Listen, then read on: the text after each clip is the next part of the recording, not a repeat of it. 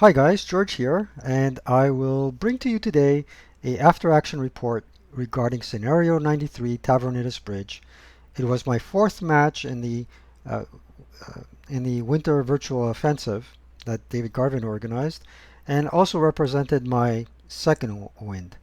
Um, Before we go any further, I will go over briefly what this scenario and card entails. I'll bring you the after action report, and towards the end, if I am in good order, I will also tell you a little war story if you permit me to do so. So, a little bit about this scenario. It takes place in Malamute, Crete on the 20th of May 1941. Essentially, what it's all about is about Major Braun bringing down his glider forces audaciously in a dry riverbed and overpowering a British detachment that's guarding it. Um, so the victory conditions. The German wins at game end if there is no good order British infantry on slash between hex rows O and S. So we'll go over that. Um, we'll go over that when we turn to the map board. So in terms of OB, the British only have 5 squads. Notice that they are elites, so they don't cower, but nonetheless we have 2 leaders and just 2 LMGs and 3 foxholes. I never noticed that there's a little dude here with a bayonet in the foxhole. On the other hand, the German player has 10 468 elite squads, a 9-2 leader, an 8-1 leader, an 8-0 leader, LMG, and 2 mortars. And I think if you pay close attention to this OB, the 2 mortars are highly valuable assets in terms of being able to win, and there's 10 gliders. So the aftermath was that since the Germans landed virtually unscathed in open ground, of course, they quickly eliminated a New Zealand detachment. Now, I have a hard time believing that the Germans in this case did not incur any casualties. That's a different story, and I would I would really want to see where the backup to this is. A couple of special rules: orchards are olive grounds. Treat all river hexes as open ground valley, right? And we have a 1-lane stone bridge between hexes Q3 and Q8. And the British sniper is placed on board just before the gliders land, and the German sniper is placed on board at the start of the first British player turn. Okay, with that said, let's turn to the map board. So a couple of things before we proceed. First and foremost, um, most dry riverbeds in Greece are usually pebbles, all gravel or pebbles and whatnot. There are no wooden houses in Greece. Every house in Greece is um, is stone, made out of stone. They're pretty good about saying that the all orchards are olive orchards, olive tree orchards. The other thing that's particular to Greece and this type of territory are cactus pears that grow pretty often and have delicious fruit with seeds in them, but nonetheless, that's what happens. So I'm playing the British player. This is my positions where I set up, and um, basically what I did is I tried to replicate what the British had historically according to the scenario card. So I have one LMG here, trying to guard this flank here, and another LMG there with a leader guarding this flank here. So with that said, let's see how things transpired. And we're beginning, and here we have the um, we have the gliders being set on board. Now, if there's appropriate music to play along with this scenario, you guys would probably think it's Wagner. but I say the heck with Wagner and the Flight of the Valkyries. That reminds me of an escape attempt from an insane asylum. Vivaldi is pretty better, but more appropriate, I think, would be Cretan folk music. So if you excuse me, I'll just put some Cretan music here.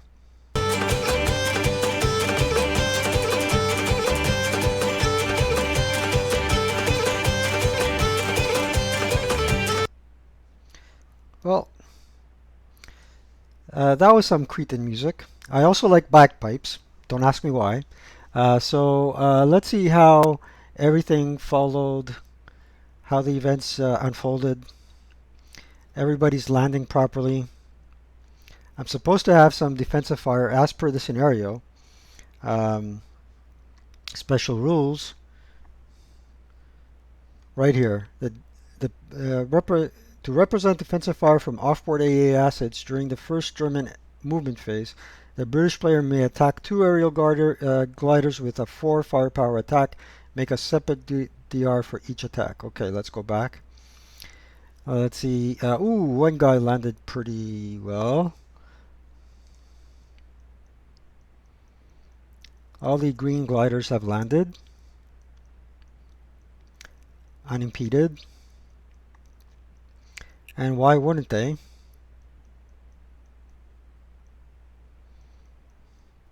Now at this juncture, I am doing my defensive fire, and I'm asking myself, um, where can his leaders be?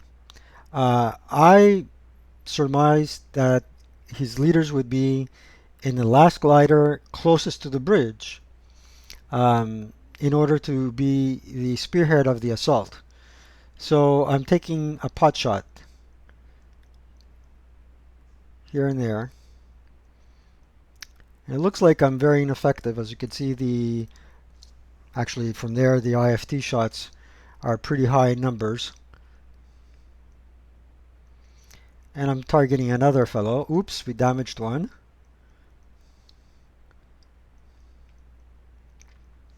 As you can see. And pretty much everybody else remains unscathed. And here's the German advance fire. And that too is a bit ineffective, resulting only in a pin check right there. Right there. Okay. And we managed to damage the one of the mortars.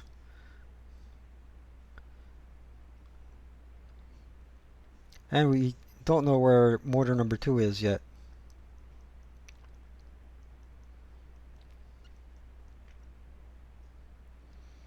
So now it's the Allied rally phase.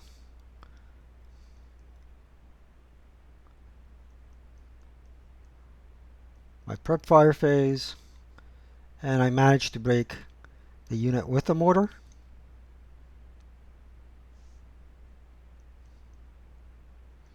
A little bit more prep fire, and I am divvying up my fire as much as I can between inherent and support weapon fire.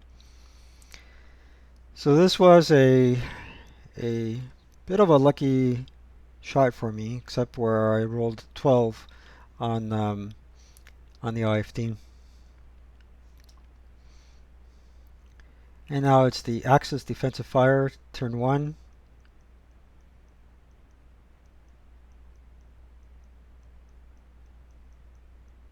And he managed to break my lead squad, my lead leader. However, I kept concealment for a few units. These guys are rear guards down there.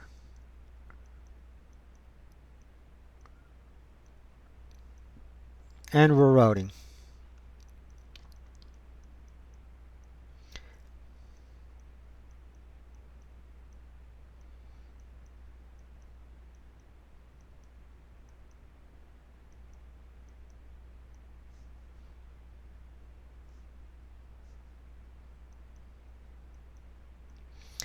And now what I did was I routed the player that I got broken here to there and advanced all the other uh, squads up to take the positions where they have a clear line of sight to the advancing enemy. A bit of a do-si-do, the do-si-do tactic.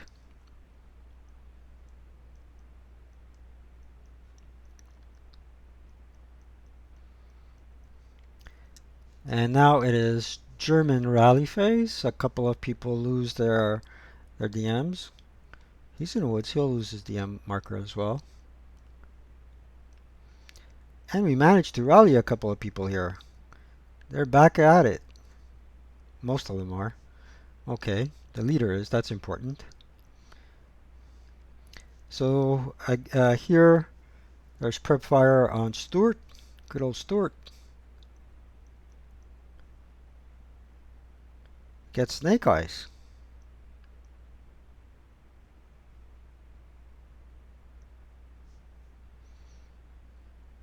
Hmm.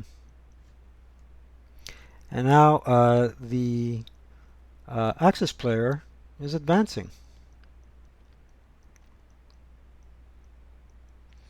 And we are trying to fire.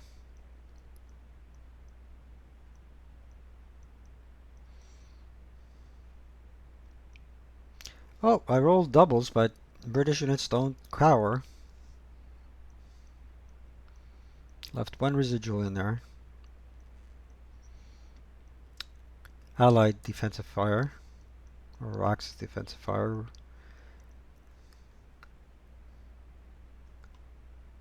Advancing fire. Now he is attempting to DM my unit. DMs him.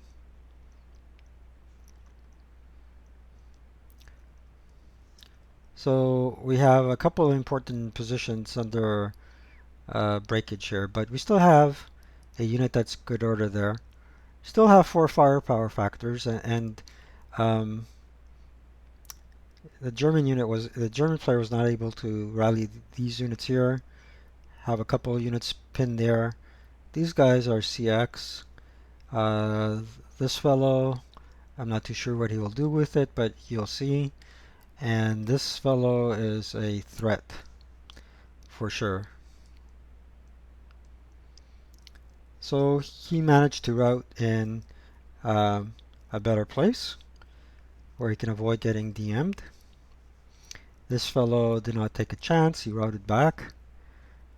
And soon we'll go into close combat.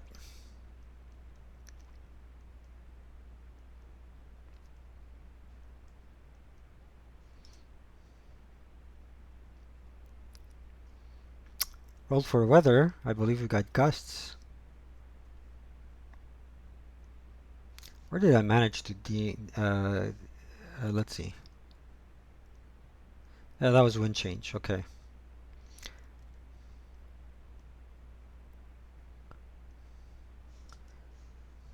So the overall event of things is that I still have 2 broken units. And I'm in a very vulnerable position, subject to a German attack. Nick finally rallies a couple of units.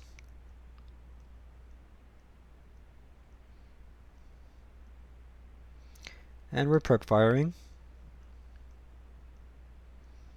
Very low infantry firepower attacks. Here's a good old snake eyes. That helps.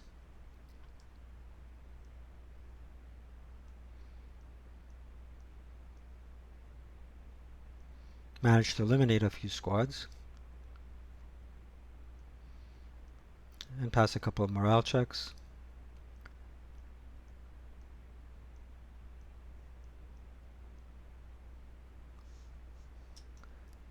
Defensive fire. Allied player turn. So the German player is defensive firing. Let's see how this unfolds. Well, he's attacking across the board for a lack of a better target, I suppose.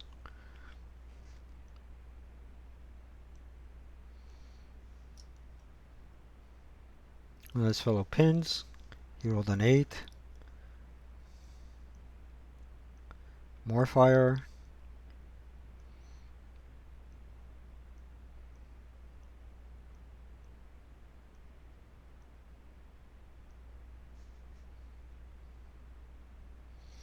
This guy's pretty much out of the game without a leader to rally him.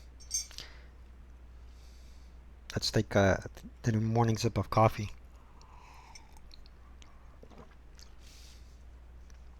Cretan music really wakes you up in the morning, doesn't it? I wonder if bagpipes do the same. Close combat. Well, the good order leader can conceal, and he did that. And the good order leader here can conceal, but of course that broken unit should not be concealed, and I believe I unconcealed them soon after. Yep, there it is. Okay.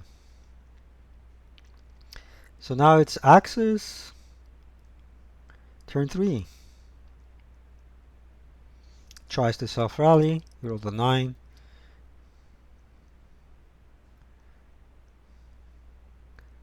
I still am not in good order up here. But he had rallied. So we have a good strength point over here, and they're within the location where they need to be expelled in order for the German player to win. And it looks like this unit here is really instrumental in all of this. So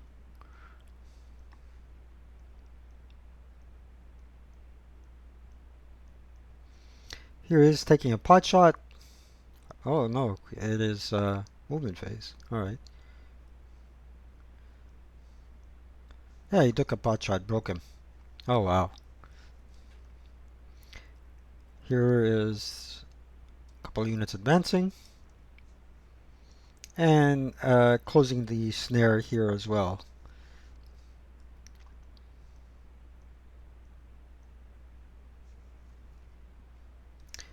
Installer, he's finally up and running with his squad. So they're going CX and moving along. So with my defensive fire, we're firing at the most obvious targets, unfortunately.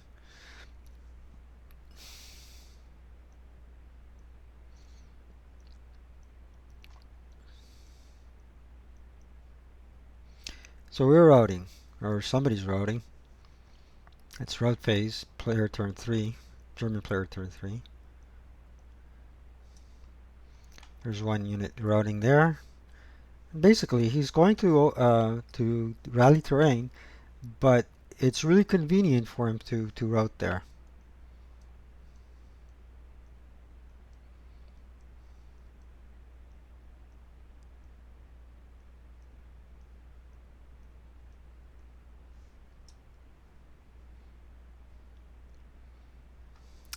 Concealment gain, I suppose. And now on to Allied turn 3.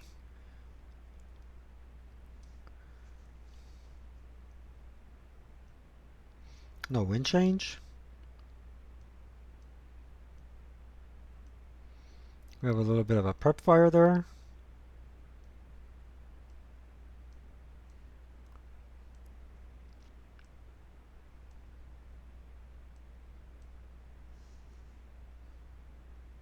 So he eventually rallied and he retakes his position,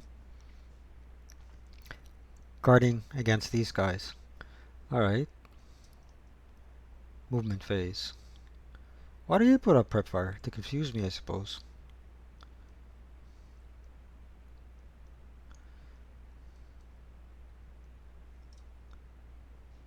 Allied advance phase.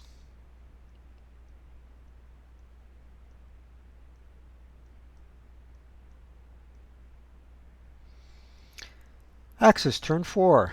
Axis turn 4. How things have transpired is this group here is surrounded by both sides, by both flanks. The German mortar has yet to rally. We have a squad here, and we have a 8-1 and a 468 trying to assault these two units here. And instead of stacking, I'm keeping them in 2 different stacks here. And here, as you can see, you have 4 different stacks. Benjamin Steinberg is probably cringing right now because I'm not stacking, but it's okay. We understand, good old Ben. Here we are rolling some morale checks, hitting, yep, and only getting pinned.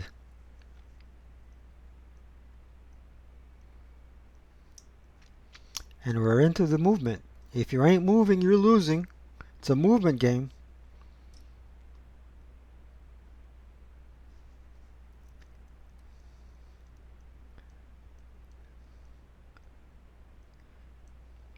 Being a bit cautious.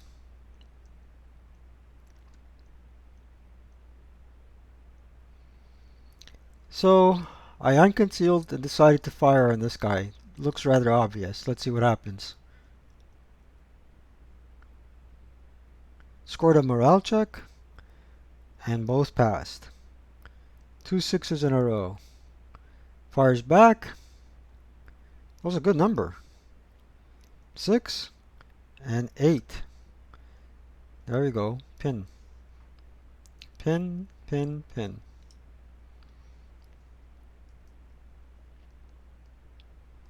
Are we going to go into close combat?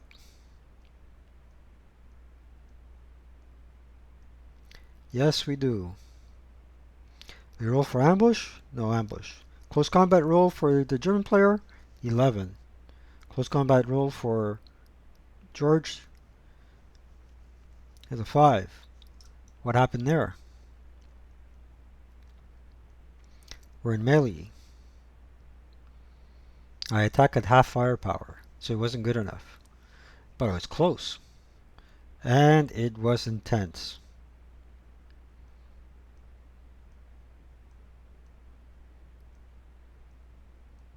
So here we are, I guess, evaluating what's going on.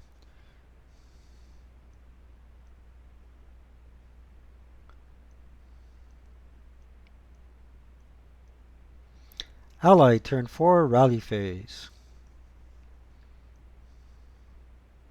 No wind.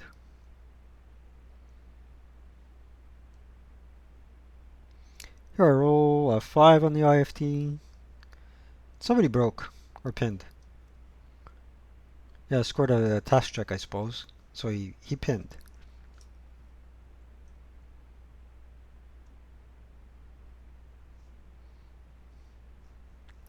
Somebody prep fired there. Did I forget to put the prep fire marker on? There it is. We pinned. We pinned somebody. I think we're going to declare a fire group here. Ooh, no, we moved back. We're skulking.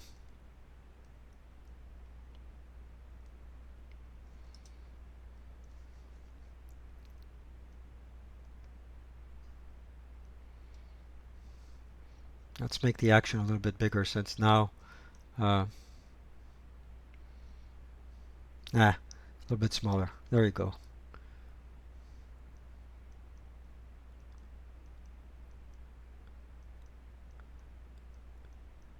And it looks like we did a little maneuver here. A little do-si-do maneuver. We still have that hex occupied. We're not giving up that position. We moved the leader, the LMG, and the 457 in a position where they can delay, at the very least, any advancing Germans, and the Germans will pretty much have to be delayed either by a close combat or a lucky roll to get past these little guards. There the melee continues, and we still have one unit in good order. So here we got a little bit of a war of attrition going on. Close combat, George rolls a 5. Now I'm no longer pinned. And Nick Foxtrot rolls a 7. So what was the result of that melee? Continue melee? No, we casualty reduced him. So now we got 2-to-1 odds. Axis player turn 5 coming up. And this guy will have to jump into combat. This guy has to get eliminated. And these dudes These dudes are holding the fort. Yep.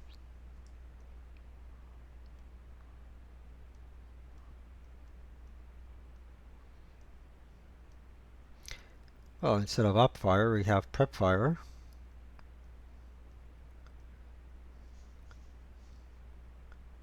This unit jumped into the stone building, I suppose, because he can advance and fire at a closer range. Yeah, I understand. He had more favorable terrain moving here than moving through the orchard, I suppose.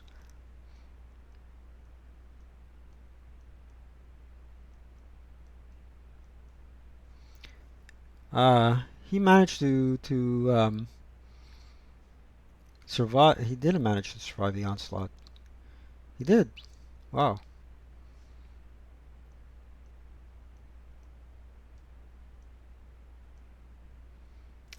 Firing into the melee hex. I'm not wasn't sure if that's a wise thing to do. Route phase. We have nobody that's broken. Yep. Alright. So time is running out. It's only a 6-player turn. We're in close combat there. Right. So the best I can muster is a 1-2 attack against one of his 4-6-8s. But I think ultimately that British half squad is going to be eliminated. We roll for ambush. No ambush. 9. And I roll a 6. Yeah, he was eliminated. There was more than 12 to 2, 6 to 1, perhaps even higher. Somebody rolled a good dice there in close combat. And what do I roll? 12. Um,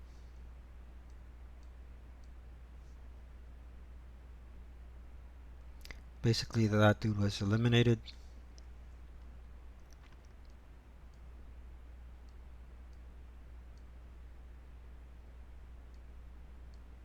Picks up the LMG.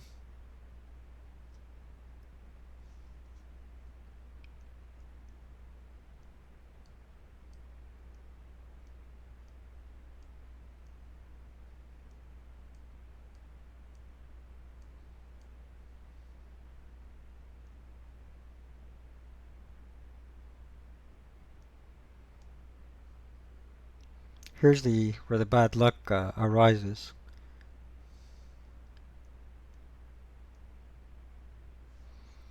Fire and British fire into this hex. All but one unit survives.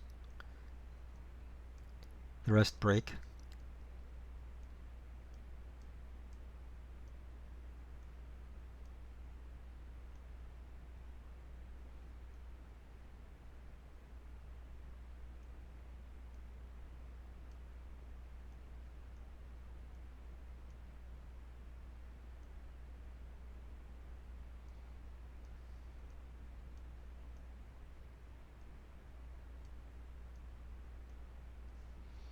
Manages to pin another unit. I'm beginning to wonder how the heck I won this game.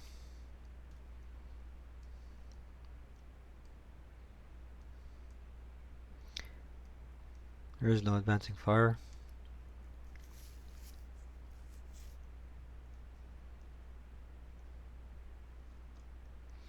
Route phase.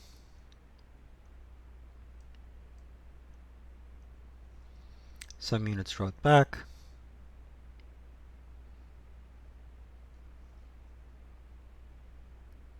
I am pinned there.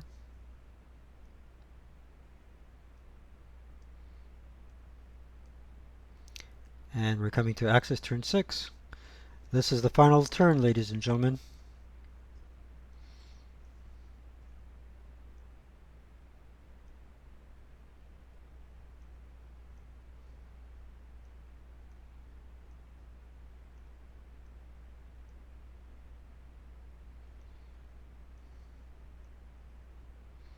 Here we have a prep fire coming on.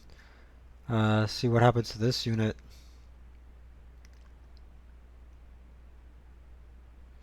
I rolled a 3. So this unit here survived the attack from these units there, miraculously. He will fire there.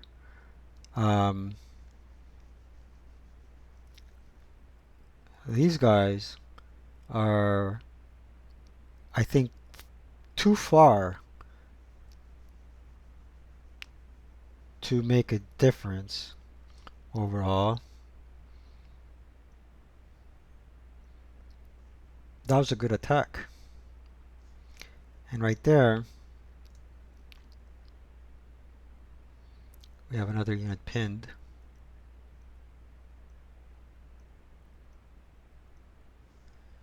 He prep fired to here. Wilson's still on his toes. He would have movement. Turn 6, Axis defensive fire phase.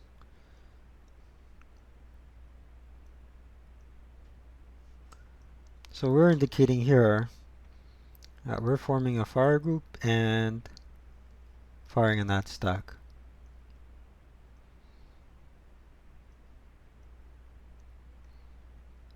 So we're just rolling a task check, and the task checks are all favorable. Morale checks and task checks. And everybody here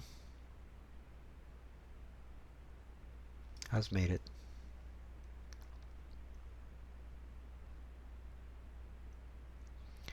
So that's an 8-up-2 attack, from what I can see. Yep, let's see how that transpires. Rolled a 6, 5, and a 9, and a 10. My SAM activation, dud. So what happened here? So we have a pinned half squad,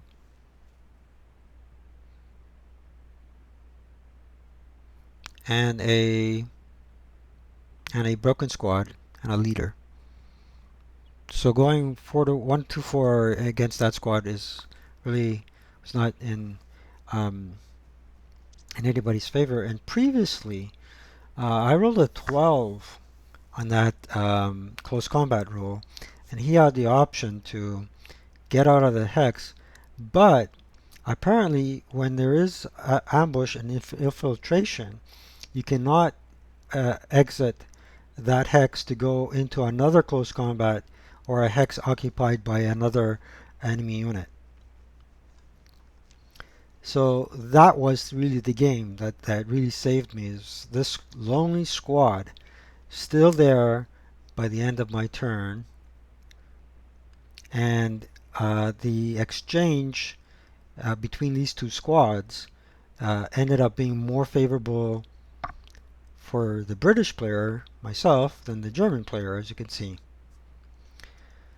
All of a sudden he's left with this assault group, nothing more than a half squad.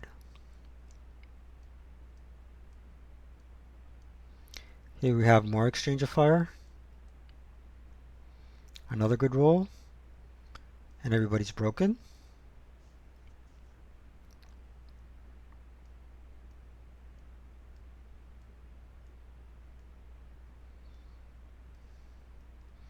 Now at this point we're looking at what's going on. We're trying to assess the situation.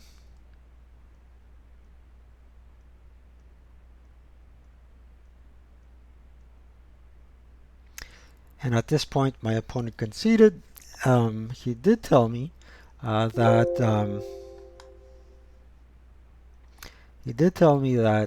one of the victims that I got in terms of the gliders being hit was the other mortar. So I think there were two instances, two important elements of luck. First and foremost, knocking out the mortars. Second was the situation up here. Otherwise, with the amount of firepower that he had here, he would have probably knocked out everybody here in terms of good order multi-man counters. Um, I have to say one thing: Nick was an excellent player, a gentleman, and we really had a great game. I cannot thank him enough um, for playing this game with me. I was really um I was really fortunate to have played a game of squad leader with Nick, being the player that he is. Uh, a really great player, very knowledgeable about the rules, and very courteous and kind. Yeah, those qualities go a long way. Now, I did promise you a short story, and it's about my late father. My late father survived the Second World War as a civilian. We came from an area in Greece that was prior to 1947 was a a um, a colony of Italy in Greece proper, the Dodecanese, and prior to the Italian occupation, um, it was that area of Greece was occupied by the Ottoman Empire. So, having survived the war, there were only three instances where he experienced tragedy. The first one was when Greece proper fell. There was an Italian soldier that was rude to him and said a slur. Let's put it that way.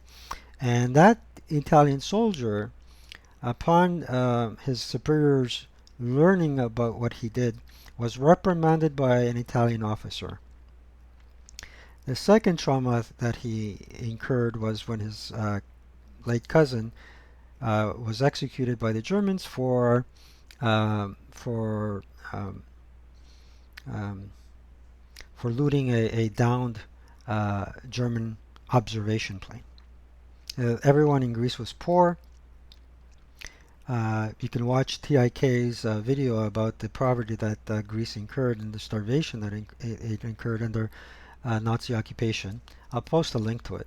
And the fellow did what he did.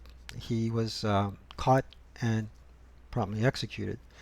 Um, and the other instance that occurred was during the occupation, the Germans kept all males preoccupied with menial tasks. So one of the menial tasks that they had to do was to essentially move gravel with their hands from one end of the beach to the other, and at a place called Vurkunda. So the way my father told me the story was at one point or another towards the later half of the war, an officer wearing a black uniform, obviously a German, called them aside. There were about six or so gentlemen, and sat them down in a circle and asked them, between the Turkish occupation, the Italian occupation, and the German occupation, which do you most favor? So that presented a big dilemma for my dad, because how can you express yourself and tell the honest truth that you know what, I'd rather be free. I'd rather be free in my own country. So everyone else said whatever they had to say. When it came to my father's turn, he told the kind officer, "Sir, um, permit me to ask you a question as well. If you had a choice between your biological mother and a stepmom, who would you prefer?" And so he answered his question metaphorically. And at that point, much to my surprise, what my father told me was the German officer, um, the German officer began to cry. So, the greatest gift my dad ever gave me was what he told me in terms of advice. He told me, George, um, your body may not be free, but your conscience is always be free. That's an important lesson. Your conscience will always be free. And having read Viktor Frankl, that's advice that an academic would give you. And my father hardly finished elementary school because Mussolini at the time made it obligatory to learn Italian. Greek was forbidden.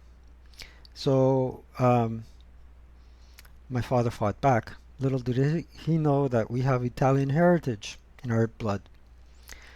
And he regretted it because he could have gone on to university and became a doctor like some of the other folks did. And he survived the war. The only time there where he incurred physical pain, unfortunately, was towards the end of the war. He was 17 years old and recently buried his mom and dad with his own bare hands at the local cemetery. And soon after that, he had met a Commonwealth soldier, definitely not Canadian, but that wanted to box him. My father stood back, and then the Commonwealth soldier gave him a couple of fists, and the Commonwealth soldier was taken by a couple of Greek soldiers, one per hand and foot, and promptly thrown into the sea. And that's one story I remember from my late dad. And my late mom, a country girl living in one of the most remote places of Greece, she was the one that told me about the Holocaust. Now, I have no idea how a country girl in occupied Greece, in the southeastern part of Greece, knows about the Holocaust, but we believe Nazi generals when they said they knew nothing about it. Hogwash. So that's my little diddly, or story. And I hope to bring you another video next week. I'm not too sure what it's going to be about. To be quite frank with you, I just ran out of stories, both AARs and stories. But I'll be sure to bring you some good content. If not next Saturday, the Saturday after that. Take care. Have a good one.